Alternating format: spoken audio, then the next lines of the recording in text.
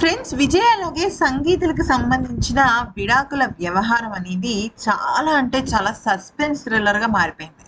ఎందుకనంటే నిన్న వాళ్ళకి వీడియో కాన్ఫరెన్స్ ద్వారా విజయ్ అలాగే సంగీతలు ఇద్దరు కూడా వాళ్ళ ఒక రిజెక్షన్ని అంటే మా రద్దుని మేము ప్రకటిస్తున్నాం అని చెప్పడం జరిగింది.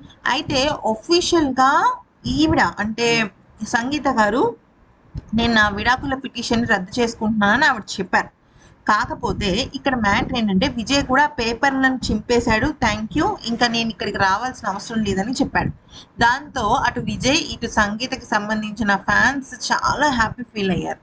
కాకపోతే ఇక్కడ ట్విస్ట్ ఏంటి అంటే ఎప్పుడైతే ఇక్కడ వీళ్ళు వీడియో కాన్ఫరెన్స్లో క్యాన్సిల్ అని చెప్పారో అది కాస్త డైరెక్ట్గా కూడా అది ఆమోద పత్రం కాదనమాట.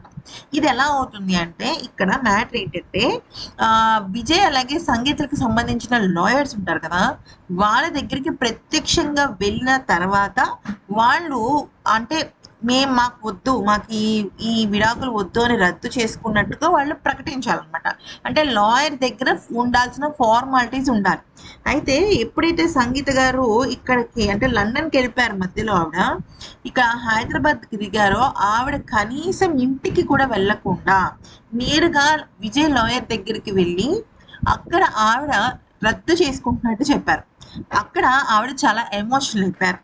అంతేకాకుండా కొడుకు సంజయ్ కూడా చాలా ఎమోషనల్ అయ్యాడు.